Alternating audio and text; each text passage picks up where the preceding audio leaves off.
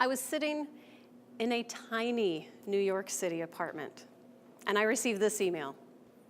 Dawn, you may not remember me, but I remember you talking about Made for Freedom, and I thought you might be interested in visiting my business class next week. We're going to have a special guest, and he helped build a center in Thailand for survivors of sex trafficking. I was intrigued, so I checked out the bio of the speaker. He not only built a center for survivors of sex trafficking in Thailand, he built the center where my pants were being made. I had to go. I found the classroom with a few minutes left before class started. I noticed that he had settled in and was engaged in small talk. It was my chance.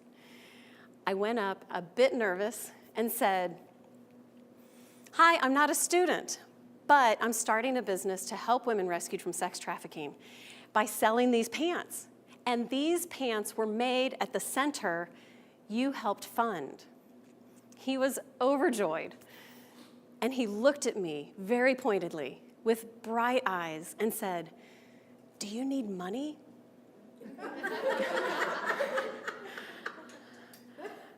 I was so excited about meeting this man and so thrilled just to make this contact, but I was not ready for that question. And I said something along the lines of, "Well, we're in the finals for a WashU grant competition and we're applying for an Arch grant." Of course I needed money. I'm starting a small business. However, my response lacked terribly. When I told the members of my team about this, they laughed. And they said, "Okay, Dawn, if somebody says, 'Do you need money?' don't tell them the applications you've sent out. Don't tell about contests. Don't tell them about your life. There's a very simple answer. It's yes." It's one word. It's very simple. Dawn, practice that. Yes. And so I practiced yes. For the past several years, I've been on this incredible journey building a social enterprise. And there are two statements that I receive often. I still haven't quite figured out how to respond to them, so I'm not doing any better than the "do you need money" question. But the first statement is, "Hey, you're the pants lady." And I'm excited that people remember me, and I'm excited that people remember the pants, but I'm still just not quite sure what do I say. Yeah, I'm the pants lady. The second is a little more difficult, and I don't know how to respond to this one. "Dawn, I saw a program about sex trafficking, and I thought of you." Never in my wildest dreams did I think that that was a statement I would need to figure out a response to. I completely understand why people say that. When someone says that, I know that they've gotten a glimpse into the horrors that some girls in our world are facing. And they're trying to process, they're trying to get past the shock, the same way I did when I first learned. And I'm more than willing to listen as they process. In case you didn't know anything about my business, that pretty much sums it up. It's about pants and sex trafficking. And there you go. There might be a few more pieces to that, but what I'd really like to do now is to talk with you about a story that has really resonated with me as God has called me to start a business. If you have a Bible with you, we're going to be looking at Judges chapter 6. Let me set the stage for you. Gideon is beating wheat in a wine press. I will readily admit I have never beat wheat, but when I've read about it, it happens on a threshing floor, not in a wine press. That happens in a wide open area so that the chaff can blow away. Wine, on the other hand, is stamped out in a closed-in space so that things don't blow into it. But here's Gideon threshing wheat in a wine press. and an angel of the Lord comes and sits beneath a terebinth near him. That's a tree. It's a large tree. And he had a message for Gideon. The Lord is with you, O mighty man of valor. Gideon did not realize at this point he was being greeted by an angel. His response was, "Please, sir, if the Lord is with us, why is all this happening to us? And where are all the wonderful deeds our forefathers told us about? Did not the Lord bring us up out of Egypt? But now the Lord has forsaken us and given us into the hand of Midian." Gideon was perfectly polite, yet there seems to be something that has tainted his response. "The Lord is with you" may have very easily been a typical greeting, like we would say good morning. And our default response to that is good morning.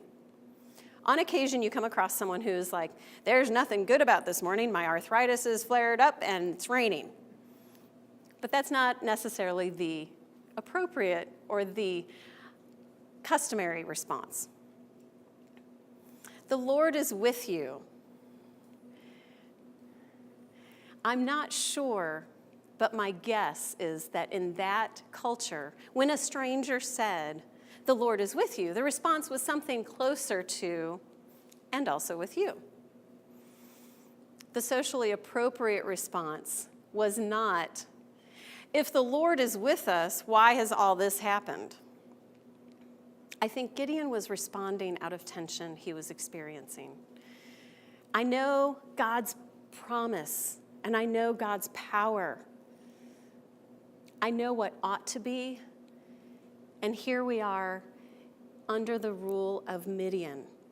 This is not the way it's supposed to be. I've heard this described as the is-ought problem, or the is-ought tension. David Hume, a philosopher from the 1700s, is often credited with articulating the is-ought problem. Yet I would argue that examples of the is-ought tension began soon after sin entered the world with the first man and the first woman. What is the situation? Adam and Eve hide when God calls them. What ought to be happening? They ought to be comfortable in his presence. How about the first offspring? They ought to respect each other. Yet there was jealousy and murder. And the first civilization meant to live in fellowship, yet they were wicked, and the intent of their hearts were continually evil. You get the idea. Not much has changed.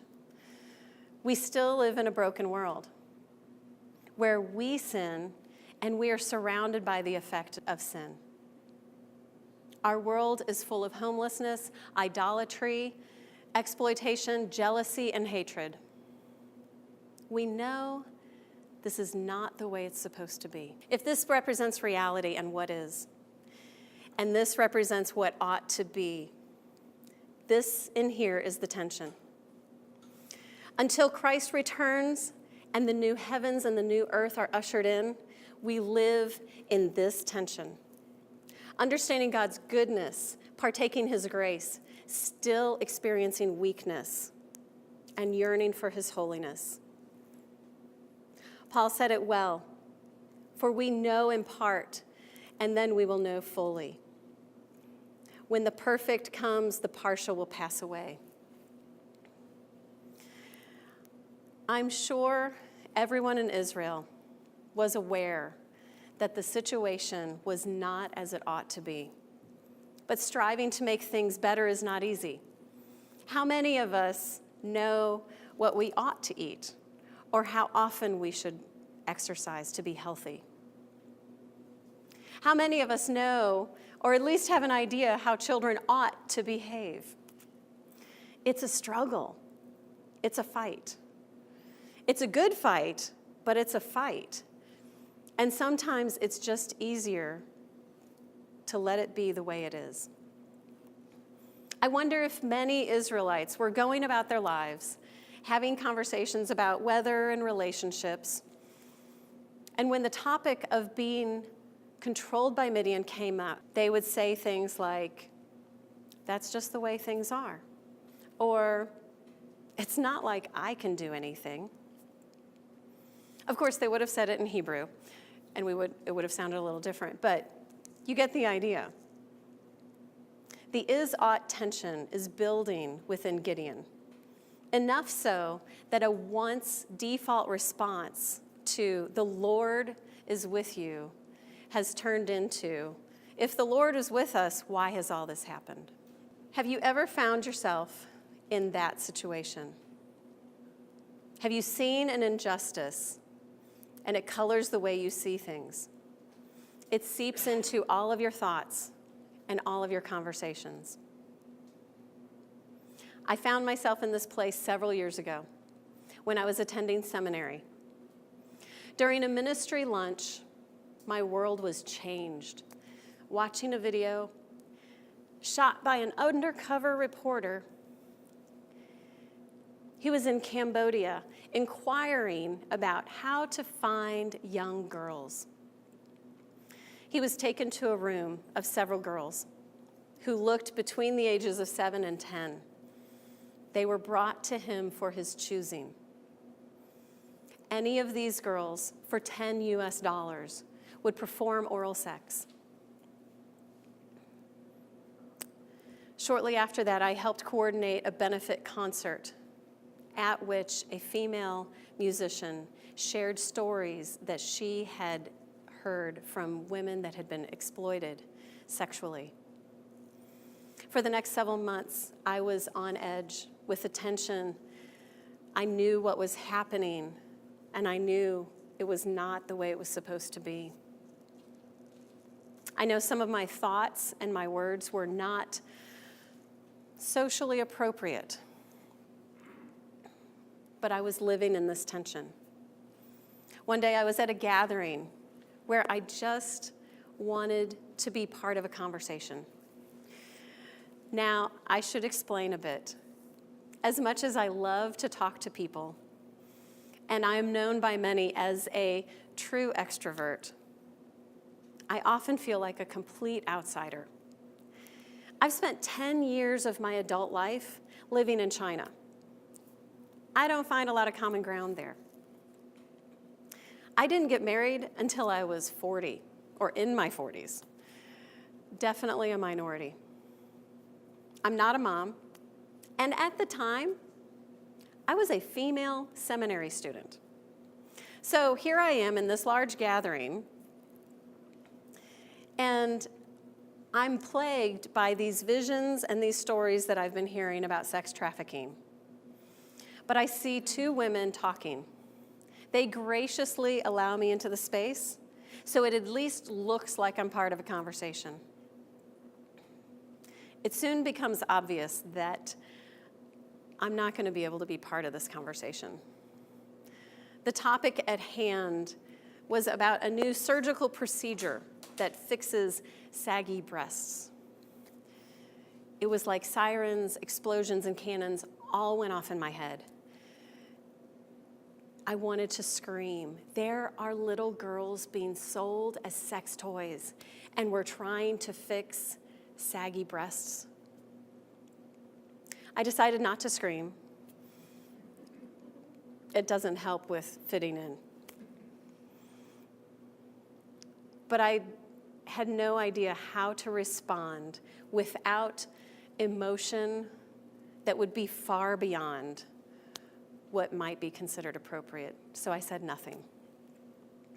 Those same sirens were going off in my head in all sorts of situations. When I would hear someone explaining how hard life is without the newest smartphone, or obsessing over getting the perfect car, I would say very little. Sometimes I would vent later, but mostly I kept it inside. The tension was ever present. It seemed like everything I read, everything I saw, had something to do with sex trafficking. every article, every newspaper. Little girls ought to be in loving families. They ought to be getting an education. They ought to be playing with dolls. Yet I was seeing stories and hearing things about how it is. Was Gideon experiencing tension like this? I don't know. But he had an angel under the tree. He's threshing wheat in a wine press. And we know Israel is under the rule of Midian. Let's take a second to look at the context of the conversation. If we look at the beginning of chapter 6, it tells us the people of Israel did what was evil in the sight of the Lord, and the Lord gave them into the hand of Midian 7 years. Not only did the Midianites rule over them, but they were like locusts, and they devoured the produce, and they laid waste the land. This explains why Gideon was in a wine press threshing wheat, for fear that someone would know he had wheat and would take it.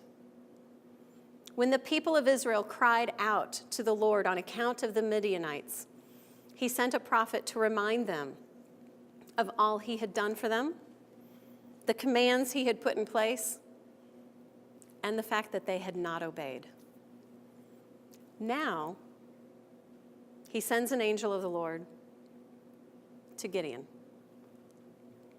The Lord is with you, O mighty man of valor. Please, sir, if the Lord is with us, why has all this happened to us?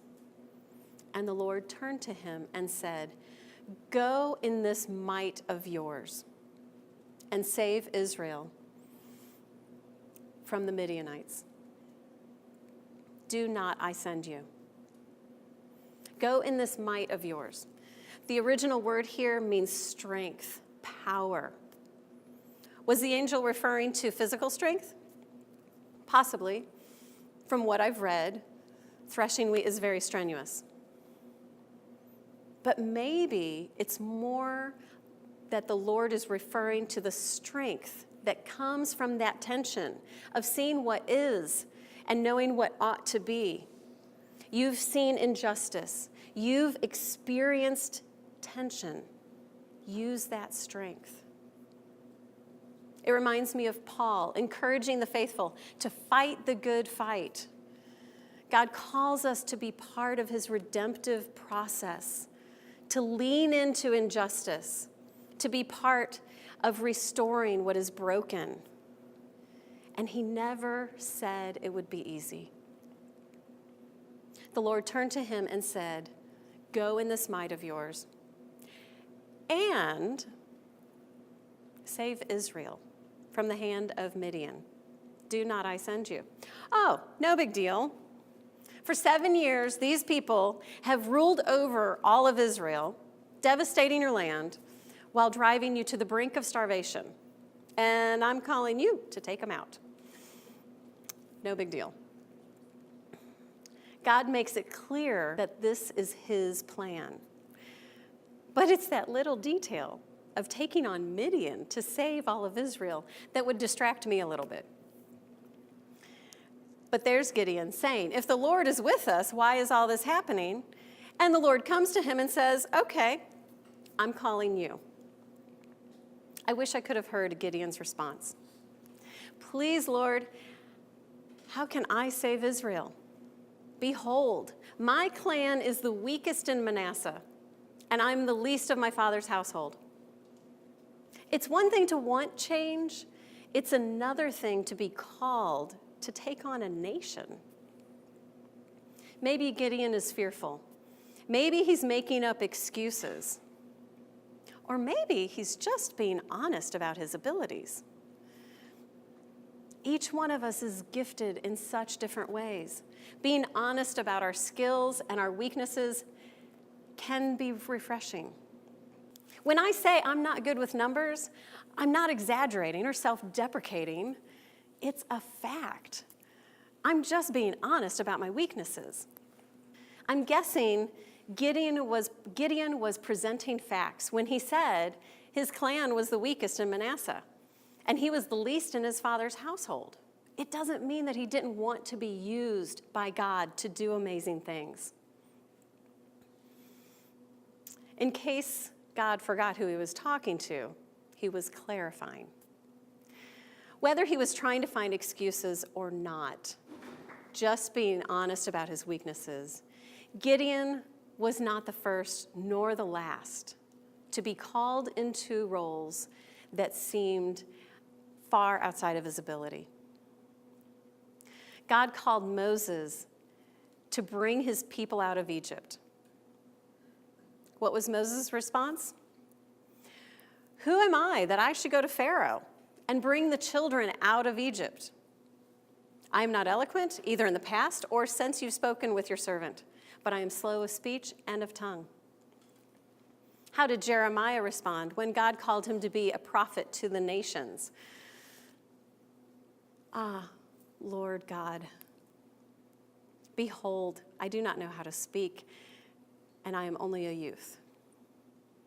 God has a way of calling people who aren't equipped or prepared. But he comforted Gideon the same way he calmed Moses, Joshua, and so many others when he said, I will be with you. And Gideon, you shall strike the Midianites as one man. It would be nice to say that Gideon agreed and prepared himself at this point for marching orders, but no. Gideon wants confirmation. If now I have found favor in your eyes, then show me a sign that it's really you. I just want to make sure. So I'm going to leave this wool fleece out, and it's going to be on the threshing floor. If it's wet tomorrow and all the land is dry, then I'll know that you're going to use me to lead Israel to freedom from the Midianites, like you said. The next morning, he wrung enough dew out of the fleece to fill a bowl. Then Gideon said, don't be angry, God. But are you really sure you want me to do this? I'm going to put the fleece out one more time.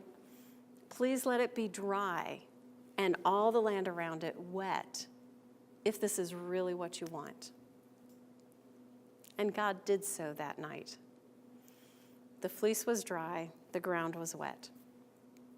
I understand why Bible scholars say that this shows Gideon's reluctance to be a leader.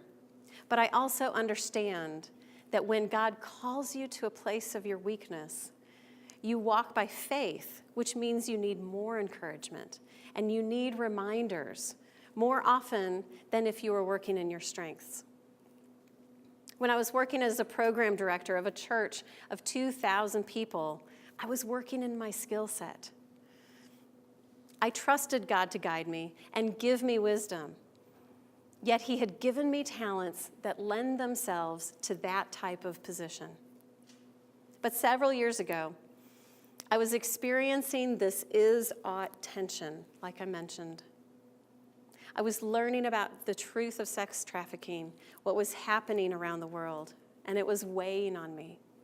Not too long after seeing the video about the Cambodian girls and the concert with the stories about victims, I was reacquainted with this wonderful man I'd met 8 and 10 years prior. His name is Eric. I don't actually remember meeting him, but he assures me we had some good conversations. He remembered me and seemed nice, so I married him. There may be a bit more to the story, but that's for another time. Let's just say God used 2 wedding gifts and that tension to draw me into the business world. One gift was multiple pairs of fisherman pants that a friend coming from Thailand brought with her as a wedding gift. I had one pair and I thoroughly enjoyed wearing them, yet I could not find any more in the United States. Another gift from my husband was a pair of sandals, and understanding the story of where those sandals were made helped me understand social enterprise, using business strategies to fight social issues and help people. The compliments received about those pants began the first day I was married. I wore my favorite pair of fisherman pants and my new sandals as we left on our honeymoon. One of the TSA agents commented on how much she liked my pants and asked where she could buy them. How often does a TSA agent compliment you on your clothing? I got on the plane and the flight attendant wanted to talk to me about my pants.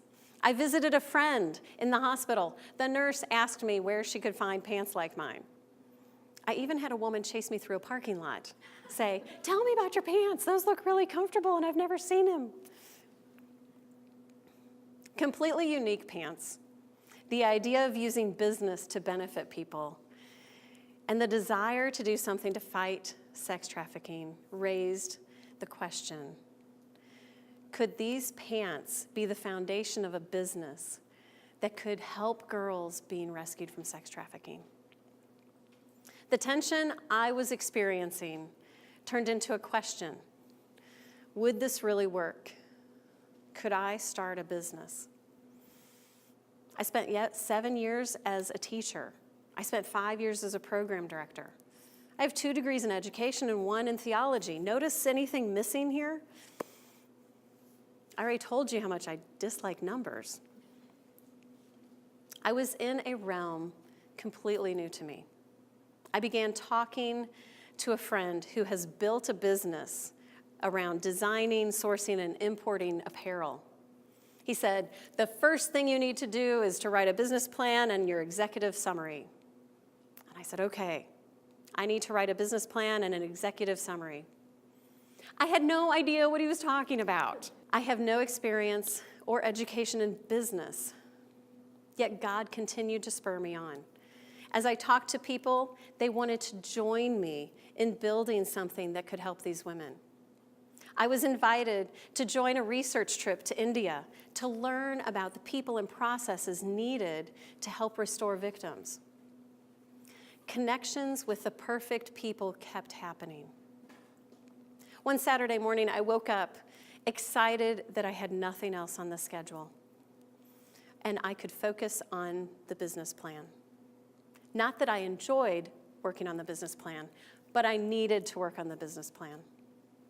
I got my cup of tea, I settled in with my computer, and it didn't start. This was not a power issue. My computer had completely died. So not only was working on my business plan difficult, this meant I could have potentially lost all of the work I had already put in. I decided to go to a fabric store. It was raining. I was a little disheartened. But I got some fabric that we could use for the samples as we changed the pattern of the pants. I stood in line, feeling demoralized, next to a woman who looked totally exhausted. We stood with our wet hair out of the blue. She looks at me and says, "I like your pants." But I knew God was encouraging me and saying, "Yes, Dawn, I have called you to this. Keep going." I smiled and I told her, "I'm starting a business with similar pants to these that will help sex trafficking survivors through employment." She lit up and proceeded to tell me that she's the executive director of a foundation that funds groups like mine, and she then gave me a list of names and organizations around St. Louis that are fighting sex trafficking. It was no accident that my computer died and I was at the fabric store that day. I needed that encouragement. I needed a total stranger to say, "I like your pants." And those connections that she provided continue to this day to help me build my business. Part of putting the business plan together is pulling together numbers to represent how much money it's going to take to actually make this happen. I sat down with a man I mentioned earlier. I call him my mentor and my tormentor. He does one much better than the other, I'll just say that. And the CFO from his company. he started by saying, to do this really well, Dawn, you will need $1 to $2 million. My heart almost stopped, and I said, what? They talked through the financials, explaining that I would need an office and 5 full-time staff. I assured them that I could do things on a smaller scale. And they said, you need $50,000 to do a 3-day trade show. And I said, I don't need an office. I talked them down to $650,000. These were the experts, right? I was a bit shell-shocked that evening when Eric came home. I sat in a complete daze as he was telling me something that had happened at his office that day. He realized at a certain point his wife had turned into somewhat of a zombie, and he looked at me and said, how was your day? And I told him about the numbers that had been tossed around during the meeting. Numbers I've never considered part of my reality. And suddenly I remembered a center that I was able to visit in India that is providing employment for survivors. It's on the edge of one red light district that has over 10,000 women being prostituted out. $650,000, $1 million, $2 million, they're all kind of beyond my comprehension. But on the other side, I can't fathom what it looks like to have 10,000 women in one area being sold multiple times a day for sex. My heart was racing. My head was spinning. My mind was beyond overdrive. I woke up at 3 with numbers swirling around in my head. There was no chance of getting back to sleep. What was I thinking? I didn't know anything about business. How would God ask me to take something like this on? I knew what I needed to do. In college, my Bible study leader said something I'll never forget. She said, don't go to the Bible when you have a problem or disaster strikes. Be consistent in the Word. Spend time with God on a regular basis. And when those problems strike, continue in the Word, and God will meet you there. I made my way down to my wilderness chair, and I picked up my reading in the Bible at the next chapter from where I left off. The chapter before me was Judges chapter 7. Then Jerubbaal, that is Gideon, and all the people who were with him rose early and encamped beside the spring of Harod. And the camp of Midian was north of them by the hill of Moreh in the valley. The troops are gathered. The battle is imminent. Gideon has 32,000 men beside him. This is my interpretation of the conversation that God has with Gideon. The Lord said, that's too many people. Seriously? Tell anyone who's afraid to return home. 22,000 men left. The Lord looks and says, that's still too many people. You've got to be kidding me. Take them over to the water. Tell all those who use their hands to get water to stay with you. Okay. Gideon did as he was told, and he sent home all but 300 men. Conventional military wisdom might say that it takes 32,000 men to defeat Midian. But the Israelites could say, we defeated Midian. Or others could say, of course they defeated Midian. They had 32,000 men. Gideon was the leader. He had 300 men. But God defeated the Midianites. Conventional business wisdom might say that it takes $1 to $2 million to start an apparel business. If I had $1 million and Made for Freedom succeeded, it would be easy for people to say, well, she had $1 million. Of course it succeeded. But for those who know me, if Made for Freedom succeeds, they'll know it wasn't because of me.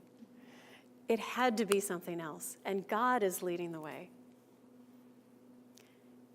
In that moment, I knew God had plans to do amazing things with Made for Freedom. He was going to do amazing things with far less than what conventional business standards would call for.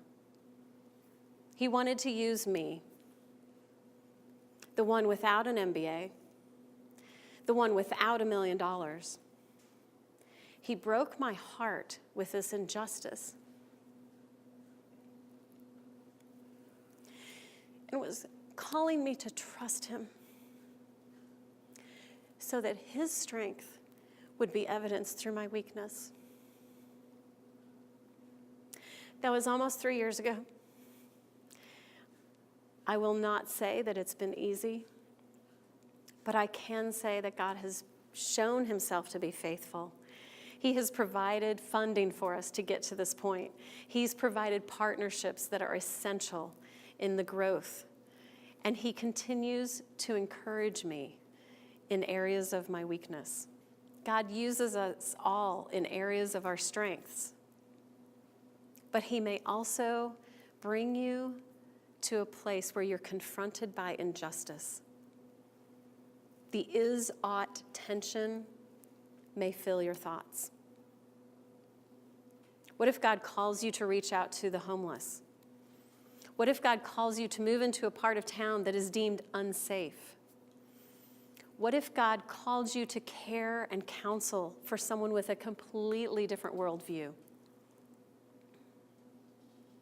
Don't worry if you're not an expert. Don't worry if you don't know exactly how to proceed. If God calls you to serve him in an area of your weakness, it's okay to be honest about those weaknesses. You might even say, seriously? Even if you're not ready for the question, let your ultimate response be yes. Thank you very much.